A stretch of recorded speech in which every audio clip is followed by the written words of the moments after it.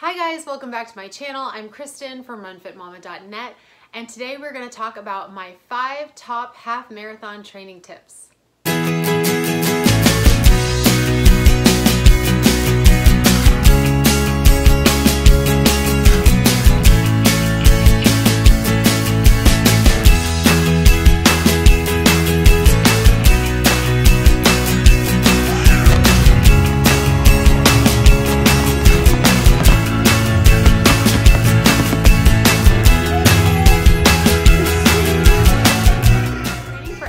Race can be really intimidating, and there's a lot of information, a lot of blog posts out there, and a lot of YouTube videos that are extremely helpful. So I just kind of wanted to condense what I thought was most important to help you succeed at your first half or your 50th half marathon. My first tip is to pick a plan and stick to it. So don't be a plan hopper. When you do that and you sort of pick and pull from different plans, you're not quite completing what the trainer or the coach had in mind for that particular race. So pick a plan that you're comfortable with, do your research, and stick to it. Make sure that if you are, let's say, training for your first half marathon, I would pick a few local 10K races so you can get really comfortable with the whole race process. Getting there early, feeling nervous. You might not feel as nervous when you go run 6 miles in the park, but on a race day, when there's announcers and everyone's kind of getting excited, you might feel a little bit differently. So you can plan some local 5 or 10Ks. My town has a 10-mile race that I really like to do because that's in the spring. So it's perfect for those summertime half marathons or just to kind of get you back into the swing of things. If you're a beginner, I personally think you should start about 5 months in advance before your first half. This can ensure that you really get the hang of those midweek 3 to 4 mile runs, so that way you're really getting used to the mileage on your body, the wear and tear, and you're actually understanding the process of building up to those miles. If you're someone like me who likes to just maintain that half marathon status every once in a while, I'm someone who always fits in 6 miles here and there, so that way I know if I were to start training for a half marathon two months from now, then I can just jump right into training. So if you're a more experienced runner, obviously you don't need about 5 months to prepare. I would give yourself a good 12 weeks. So my next tip is to get fitted for shoes and invest in a really good quality running shoe.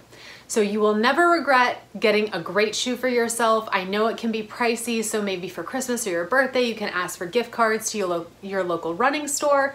But the problem is when you go on the cheap side, you're gonna get all kinds of foot pain, even back pain, knee pain, and you might just tear up your feet. So invest in a pair. And when let's say you start that training 5 months out, I would get that first pair, and then maybe a month before the race, I would get a second pair. And that way you can break in that shoe and you feel very comfortable. Don't change that make or model right before a race. Don't be like me. One time before the Disneyland half marathon, I decided, I'm always an Asics runner, but I decided, oh, I'm just gonna try New Balance, which, no offense to New Balance, not for me. And it was horrible. And I got really bad blisters. So stick with what you know, and if you want to try a new make and model of a different shoe, maybe wait for just normal training runs and don't do it right before a race.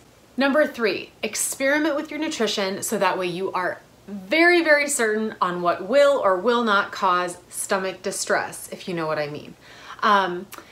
If you're a runner, you know this already, so bland foods like bananas, plain bagels, oatmeal, things like that, are not going to upset your stomach. For me, I know that if I wake up, I can have a Lara bar, and that sits really well with me. So when you're training for this race, use those longer runs to experiment with what fuel you need during your run and before and after. And like I said, so make it a little bit more bland. So the night before, maybe have some pasta, a little marinara, and some chicken. Try to do your pre and post meals on the lower fat side, upper in the carbs, and moderate in the protein. Not that fat is bad, but fat tends to slow down digestion, which is great if you're trying to diet and keep yourself full between meals. But when you're running a race, it is not a time to diet, and you need that quick energy and you need that protein for recovery. My next tip for you is to try to find a running buddy. I have never found a more supportive group of people other than runners. So if you have a friend who is training for the same race as you, maybe plan your long runs together. And if you don't have any friends who like to run, maybe you have a friend who loves to work out and will meet you for a 2 or 3 mile run every once in a while. I remember when I was training for Dopey, I had to do, I think, it might have been my last, so 22 miles before the race, and I had 3 different friends who signed up for like different legs with me on my run, so that was very, very helpful. Make sure you kind of get yourself a tribe. So my husband came and he would bring water, so I didn't have to carry like too much with me for 22 miles, things like that. So ask around. I'm sure you can find tons of people in your life who would love to support you, especially for doing something as cool as running a half marathon. So my last tip kind of goes with my first tip. Trust your training. If you have picked a plan and you have done, I would say 85% of your runs. No one ever does a race training perfectly. But if you have done most of the work and you've been foam rolling and really conscientious of what you've been eating and sleeping enough, trust your training. Your body knows what to do and your mind tends to play tricks on you. So it's going to get to race day and your mind is going to freak out a little bit. But remember that you've done all the work. You've studied for that exam, and so now you're ready. So on that, don't think that you're a coach or a trainer and add on to your plan. If it says 8 miles, well, 10 miles must be better, and I better run, 13.1 right before I run 13.1 just to make sure I can do it. The problem with that is when you overtrain, you're really risking injury and you're risking getting a cold. So let's say you go out and you decide, instead of tapering, I'm gonna run another 10-mile run. What happens if you twist an ankle?